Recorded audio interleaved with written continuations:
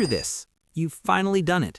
You look at your banking app, and for the first time in your life, the balance isn't just a few $100s, it's 5 digits. You've been grinding for 18 months, skipping the expensive dinners, driving the older car, and finally you have a cushion. You feel successful. You feel like you've finally made it. But then something happens. It's subtle at first. Maybe it's a well-deserved vacation to celebrate the milestone. Or perhaps you decide that since you're doing so well, you can finally justify the monthly payment on that SUV you've been eyeing. Within 6 months, that 5-digit cushion has evaporated, and you're right back where you started, staring at your screen at 2 a.m., wondering how $20,000 disappeared into thin air. It's not bad luck, and it's not because you aren't earning enough money. It's because you've fallen into the almost rich cycle, a psychological phenomenon where your brain perceives a small amount of progress as an excuse to reset your financial clock back to zero. Here is your professor, and I spend an embarrassing amount of time analyzing the wealth patterns of people who stay stuck in the middle class despite earning 6-figure salaries. If you're tired of watching your net worth hit a glass ceiling and you actually want to understand why your brain is programmed to keep you broke right when you start to get ahead, make sure to hit that subscribe button and give this video a thumbs up. It helps more people see the light at the end of this exhausting financial tunnel. Now, before we look at the brutal math of why this happens, let me ask you something. Why is it that the average American earns over $2 million in their lifetime, yet most of them will retire with less than $100,000 in the bank? It's because we aren't taught how to handle the middle wealth trap. We're taught how to survive being broke, and we're taught to dream of being millionaires, but nobody talks about the dangerous territory in between. In this video, we're going to break down the 5 stages of the almost rich cycle and the exact mathematical threshold you have to cross before you can stop worrying about resetting to zero. Here is the psychological glitch that keeps you in the almost rich cycle. Your brain has a very difficult time distinguishing between security and surplus. When you're broke, meaning you have less than, say, $2,000 in the bank, your brain is in survival mode. You're hyper-aware of every nickel. But the moment you hit that first $10,000 or $20,000 milestone we talked about earlier, your brain switches gears.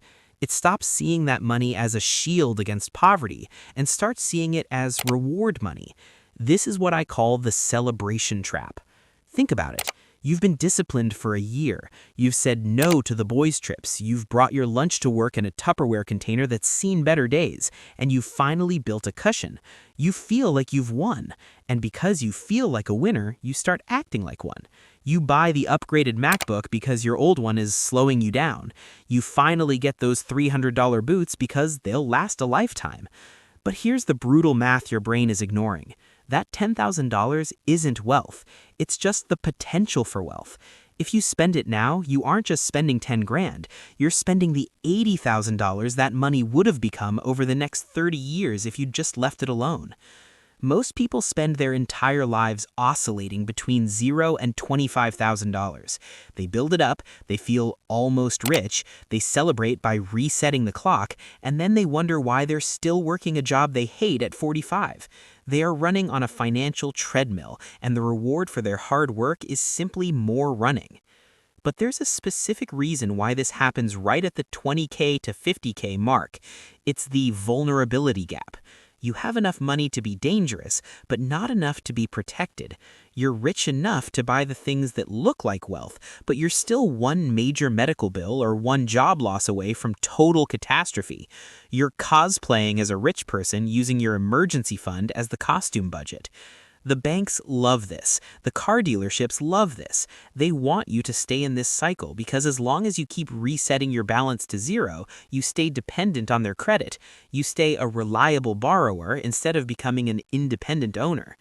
In the next section, we're going to look at the wealth velocity chart, and I'm going to show you the exact dollar amount where your money starts growing faster than you can possibly spend it, and why getting there requires you to be boring for much longer than you think. We've talked about the psychology, but now I want to show you the math that your brain literally isn't wired to understand. In the world of physics, there's a concept called escape velocity.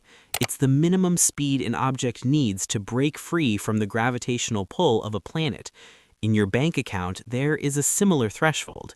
If you stay below it, the gravity of your lifestyle, inflation, and unexpected car repairs will always pull you back down to zero.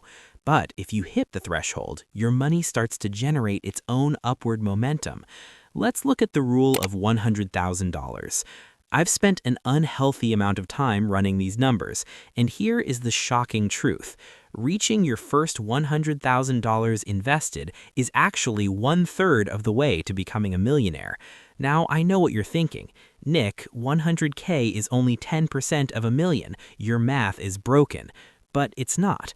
Because of compound interest, the time it takes to go from $0 to $100,000 is often the same amount of time it takes to go from $100,000 to $320,000, and from $320,000 to $1 million.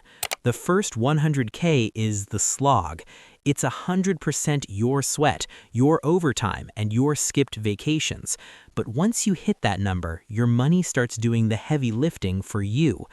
At a 7% return, $100,000 earns you $7,000 a year just by sitting there. That's nearly $600 a month. That's a car payment paid for by your money, not your boss. When you hit $250,000, your money is likely earning more in the market than you are saving from your paycheck. This is wealth velocity. This is the point where the cycle finally breaks. But here is why people fail. They see that $7,000 gain and they think, great, I can afford a $600 a month lease now. They treat the interests like a paycheck instead of treating it like a seed. If you spend the interest, you are effectively cutting the wings off your airplane right as it's trying to take off. You're staying in the almost rich zone, high enough to feel the wind, but never high enough to reach orbit.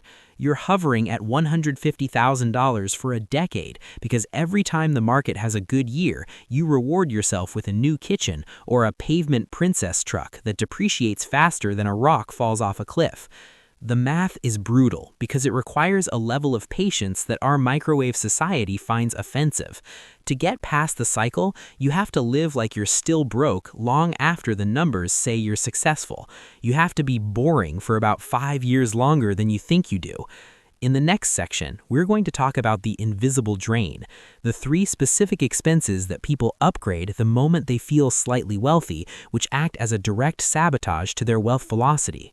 The hardest part about the almost rich cycle isn't the big catastrophic failures. It's the subtle, invisible drains that start leaking the moment you feel a little bit of financial success.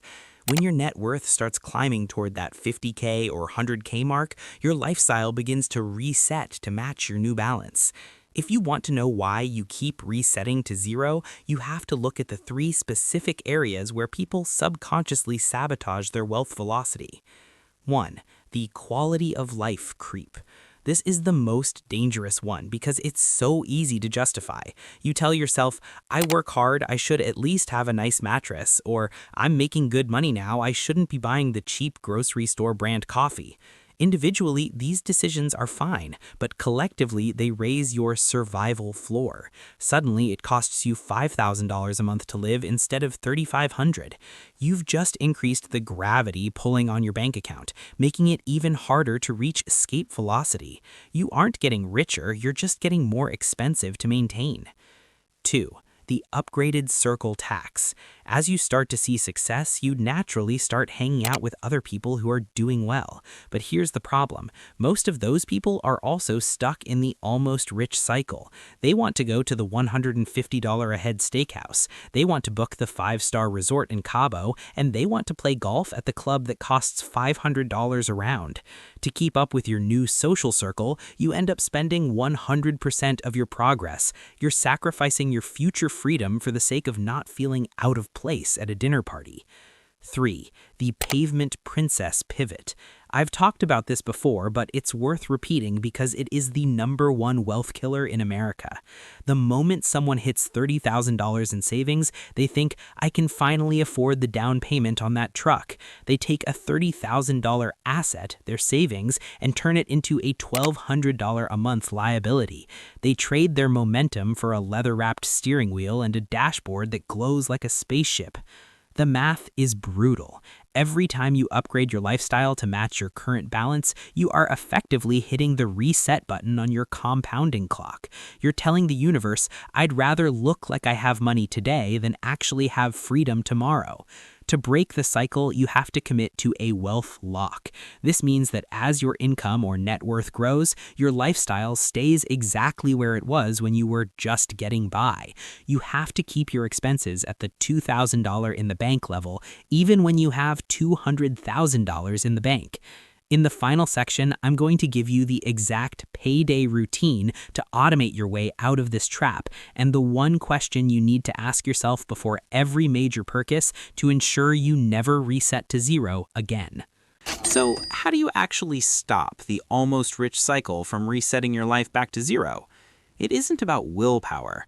Willpower is a finite resource that runs out the moment you see a 70% off sign or a neighbor pulls up in a new Tesla. To break the chain, you have to replace your impulses with a system that makes wealth building the path of least resistance. I call this the freedom routine, and it starts the moment your paycheck hits your account. Remember, you have exactly 15 seconds before your brain starts mentally spending that money. Here is the exact 3-step protocol to lock in your progress. Step 1, the invisible transfer. The second you get paid a predetermined amount, I recommend at least 20%, but if you're serious about breaking the cycle, aim for 35%, needs to disappear. Not to a savings account where you can see it and borrow from it for a weekend trip. It needs to go into a brokerage account or a high-yield account at a completely different bank. If you have to wait 3 days for the transfer to clear back to your checking, you've just built a friction barrier that protects your money from your own 2 a.m. impulses. Step 2, the wealth lock question. Before you make any purchase over $100 that isn't a fixed bill, I want you to ask yourself one question. Am I buying this to improve my life, or am I buying this to celebrate a milestone I haven't actually cleared yet? If you're buying it because you did so well this month, put the item back. You are rewarding a marathon runner by telling them they can stop at mile 13. You aren't finished yet. Step 3, the milestone audit. Once a month, look at your net worth, not just your bank balance. When you see that total number, your cash, your investments, your home equity minus your debts, you stop focusing on the spending power of your checking account and start focusing on the growth power of your wealth. The math is clear.